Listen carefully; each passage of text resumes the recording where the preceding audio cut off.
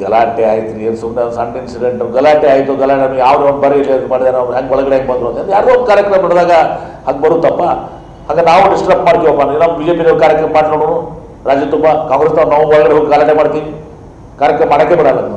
ನಮ್ಮದು ಸರ್ಕಾರ ಇದೆ, ನಾವು ಬೇಕಾದ್ರೆ ಮಾಡ್ಬೋದು. ಹೆಣ್ಮಕ್ಳು ಕಳಿಸಿ ಅಲ್ಲಿ ಗಲಾಟೆ ಮಾಡಿಸುವಂಥದ್ದು ಏನಿದೆ ಅಲ್ಲಿ? ಅದಕ್ಕೆ ಅವರು ಯಾರೋ ಎಸ್ ಪಿ ಅಂತೇಳಿ ಕೇಳಿ ಅವರು ಇದು ಮಾಡಿದ್ರು, ಕೈ ಮಾಡಿದ್ರು. ಈಗ ನಾನೇ ಇದ್ದೇನೆ, ನಾನೇ ಸುಜಯವ್ರು ನನಗೆ ಹೇಳಿದ್ರು, ಹೋಗಿ ಸಿ ಎಂ ಅವ್ರು ಮಾತಾಡಕ್ಕೆ ಹೇಳಿ, ಇಲ್ಲಿ ಬಿಟ್ಬಿಡು ಅಂತ ಹೇಳಿ ಮಾತಾಡಕ್ಕೆ ಹೇಳಿ, ಅದನ್ನು ಹೊಡ್ಯಾಕೆ ಹೋಗ್ಯಾರ ಅಂತ ಹೇಳಿ ಇವತ್ತು ಹಾಕಿದ್ವಿ. ಕೈ ಎತ್ತಿದ ಅಂದ್ರೆ ಹಿಂಗೆ ಕೈ ಹಿಂಗೆ ಮಾಡಿ ಯಾರೋ ಅನ್ನೋದು ಹಿಂಗೆ ಹಿಂಗೆ ಹೊಡಿಲಿಕ್ಕೆ ಎತ್ತಿಲ್ಲ, ಯಾರೋ ಅನ್ನೋದು ಕೇಳ್ತಿದ್ದಾರೆ. ಇರಲಿ ಮತ್ತೆ ಅದು ಕೇಳಿ ತಪ್ಪಲ್ಲ, ಹೆಂಗೆ ಬರ್ತಾರೆ ಒಳಗಡೆ? ಎಷ್ಟು ಧೈರ್ಯ ಅವ್ರಿಗೆ? ಒಂದು ಕಾರ್ಯಕ್ರಮ ಕಾಂಗ್ರೆಸ್ ಕಾರ್ಯಕ್ರಮ ಮಾಡಿದಾಗ ಈಗ ನಾವು ನರೇಂದ್ರ ಮೋದಿ ಅವ್ರೊಂದು ಕಾರ್ಯಕ್ರಮ ಮಾಡಿರ್ತದೆ, ಅವ್ರು ನಾವೊಂದು 50 ಮಂದಿ ಒಳಗಡೆ ಹೋಗಿ ದಾಳಿ ಮಾಡಿದ್ರೆ ಸರಿನಾ? ನಿಮ್ಮ ಕಾರ್ಯಕ್ರಮ ನೀವು ಮಾಡ್ಕೊಳ್ಳಿ, ನಮ್ಮ ಕಾರ್ಯಕ್ರಮ ನಾವು ಮಾಡ್ಕೋತೀವಿ, ಬರಲ್ವ ನಮಗೂ? ಬಡ ಸಣ್ಣತನ ಕೆಲಸ, ಚಿಲ್ಲರೆ ಕೆಲಸ, ನನಗೂ ಹೆಣ್ಮಕ್ಳನ್ನ ಉಪೇಕ್ಷಿಸಿ ಮಾಡುವಂಥದ್ದು. ಗಂಡಸರು ಇರ್ಲಿಲ್ವಾ ಬರಬೇಕಾಗಿತ್ತು? ಹೆಣ್ಮಕ್ಳನ್ನ ಯಾಕೆ ಬಸ್ಕೊಂಡ್ರಿ? Thank you. ನನ್ನವರೆಗೂ ಬೊಮ್ರಾಂಗ್ ಹಾಕ್ಬಾರ್ದು.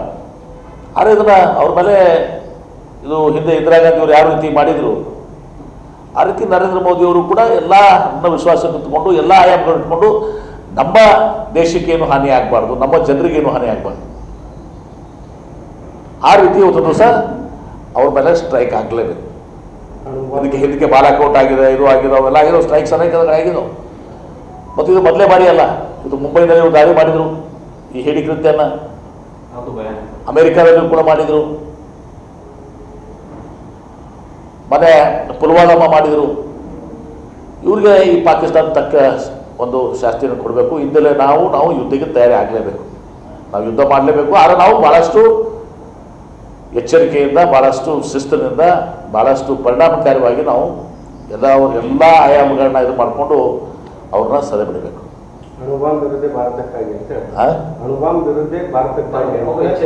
ಅದೇ ಅದ್ರ ಮೇಲೆ ಕೇಳಿರ್ತದಲ್ಲ, ನಾನು ಅದೇ ಹೇಳ್ತೀನಿ.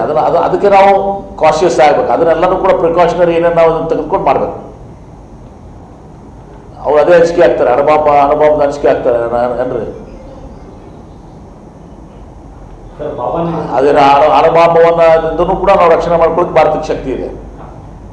ಅದೆಲ್ಲವನ್ನ ವಿಚಾರ ಮಾಡ್ಕೊಂಡು ಮಾಡಬೇಕು. ನಾ ಇದನ್ನ ಬಹಿರಂಗವಾಗಿ ಮಾತಾಡುವಂಥದ್ದಲ್ಲ, ಇದು ನಾವು ಮಾತಾಡುವಂಥದ್ದಲ್ಲ, ನೀವು ಮಾತಾಡುವಂಥದ್ದಲ್ಲ ಅಷ್ಟೇ. ಒಟ್ಟು ಪಾಕಿಸ್ತಾನನ ಸದೆ ಬಿಡಬೇಕು. ಇಂದಿರಾ ಗಾಂಧಿ ಅವರು ಹೇಗೆ ಕ್ರಮ ಕೈಗೊಂಡಿದ್ರು ಹಿಂದೆ, ಆ ರೀತಿ ಒಂದು ದಿಟ್ಟ ಕ್ರಮ ಮೋದಿಯವರಿಂದ ಆಗಬೇಕು, ಕೇಂದ್ರ ಸರ್ಕಾರದಿಂದ ಆಗಬೇಕು. ಅದಕ್ಕೆ ನಮ್ಮ ನಾವು 140 ಕೋಟಿ ಜನ ಇವತ್ತು ಪ್ರಧಾನಮಂತ್ರಿಯವ್ರ ಜೊತೆಗೆ, ಕೇಂದ್ರ ಸರ್ಕಾರ ಜೊತೆ ಇದ್ದಾರೆ, ಎಲ್ಲ ರಾಜಕೀಯ ಪಕ್ಷಗಳು ಅವ್ರ ಜೊತೆಗಿದ್ದಾರೆ. ಆರೋ ಸಿದ್ದರಾಮಯ್ಯನವ್ರು ಹೇಳುವಂಥ ಅರ್ಥ ಬೇರೆ, ನೀವು ತಿಳ್ಕೊಂಡಂಥದ್ದು ಅರ್ಥ ಬೇರೆ. ಇದಕ್ಕೆ ಸಾಮಾನ್ಯ ಜನರಿಗೆ ಗೊತ್ತಿದೆ.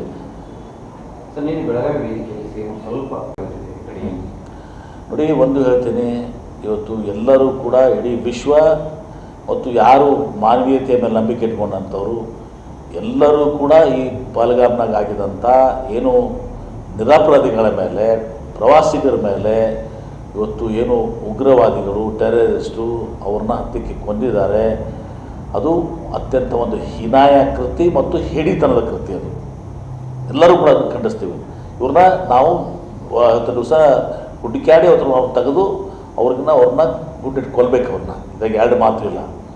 ನಾನು ಅವತ್ತು ಕೂಡ ಅದೇ ಹೇಳಿದ್ರೆ, ಹುಡುಕ್ಯಾಡಿ ಅವ್ರನ್ನ ತಂದು ಹುಡ್ಬೇಕು. ಮತ್ತು ಪಾಕಿಸ್ತಾನದ ಹಿಂದೆ ಏನಿದೆ, ಪಾಕಿಸ್ತಾನದ ಅಂತಾರಾಷ್ಟ್ರೀಯ ಮಟ್ಟದಲ್ಲಿ ಮೂಲೆಗುಂಪು ಮಾಡಬೇಕು. ಪಾಕಿಸ್ತಾನಕ್ಕೆ ಯಾರು ಕೂಡ ಒಂದು ಸಂಬಂಧವನ್ನು, ಎಲ್ಲ ರಾಷ್ಟ್ರಗಳು ಸಂಬಂಧವನ್ನು ಕಡಿದುಕೊಳ್ಬೇಕು. ಯಾರೂ ಕೂಡ ಪಾಕಿಸ್ತಾನಕ್ಕೆ ಸಹಾಯ ಮಾಡುವಂಥದ್ದು ನಿಲ್ಲಬೇಕು. ಮತ್ತು ಇದು ಒಂದು ಭಾಗ. ಇಲ್ಲಿ ನಾವು ಅನೇಕರು ಒಂದು ದಿವಸ ಇಸ್ಲಾಂನಲ್ಲಿ, ಅಲ್ಲಿಯ ಪಹಲ್ಗಾಮ್ನಲ್ಲೇ ಕೂಡ ಒಂದು ದಿವಸ ಅಲ್ಲಿ ಕಾಶ್ಮೀರದಾಗ ಹೇಳಿದ್ರು, ಇಸ್ಲಾಂನಲ್ಲಿ ಇಂಥ ಕೃತ್ಯಗಳಿಗೆ ಅವಕಾಶ ಇಲ್ಲ, ಅದು ಮಾನವೀಯತೆ ಅನ್ನೋದು ಮಾಡುವಂಥದ್ದು ಅಂತೇಳಿ ನಿರಪರಾಧಿಗಳನ್ನ ಇದು ಮಾಡುವಂಥದ್ದು ಕೂಡ ಇಸ್ಲಾಂನಲ್ಲಿ ಇಲ್ಲ ಒಂದು ದಿವಸ.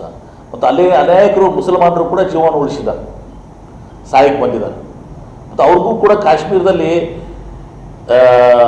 ಒಂದು ವಾತಾವರಣ ಏನಾಗಿತ್ತು ಅಂದರೆ ಒಂದು ದಿವಸ ವ್ಯಾಪಾರ ಅಭಿವೃದ್ಧಿ ಆಗ್ತಾಯಿತ್ತು. ನಾನು ಒಬ್ಬರು ಹೇಳಿದರು, ಸುಮಾರು 20,000 ಜನಕ್ಕೆ ಅದು ಉದ್ಯೋಗ ಸಿಕ್ಕಿತ್ತು ಟೂರಿಸಮ್ ಇದರಿಂದ ಅಂತೇಳಿ. ಇದನ್ನು ಇವರು ಬಂದು ಹಾಳು ಮಾಡಿದ್ದಾರೆ. ಇದಕ್ಕೆ ಯಾರೂ ಕಾಶ್ಮೀರದಲ್ಲಿನೂ ಕೂಡ ಇದಕ್ಕೆ ಯಾರ್ದು ಬೆಂಬಲ ಇಲ್ಲ. ಇಲ್ಲಿ ನಿನ್ನೆ ಪಾಪ ನಿಮ್ಮ CM ಅವರು ಕೂಡ ಪಾಪ ಕಣ್ಣೀರು ಹಾಕಿದ್ದಾರೆ. ನಾನು ಇದನ್ನು ರಕ್ಷಣೆ ಮಾಡೋಕ್ಕಾಗಿಲ್ಲಪ್ಪ ಅಂತ ಹೇಳ್ತಾ ಒಂದು ದಿವಸ ತಮ್ಮ ತಪ್ಪೊಪ್ಪಿಗೆಯನ್ನು ತುಲುಸು ಮಾಡ್ಕೊಂಡಿದ್ದಾರೆ. ಭಾಳ ದೊಡ್ಡದದು ತುಲುಸು. ಮತ್ತು ಇದನ್ನು ನಾನು ರಾಜ್ಯ ರಚನೆಗೆ ನಾನು ಈ ಅವಕಾಶವನ್ನು ನಾನು ಬಳಸ್ಕೊಳ್ಳೋದಿಲ್ಲ ಅಂತ ಅರ್ಥ ಹಿನ್ನಾಯ ಇದಕ್ಕೆ ನಾನು ಹೋಗೋದಿಲ್ಲ, ಕೆಳಮಟ್ಟಕ್ಕೆ ನಾನು ಹೋಗೋದಿಲ್ಲ ಅಂತ ಹೇಳಿದ್ದಾರೆ.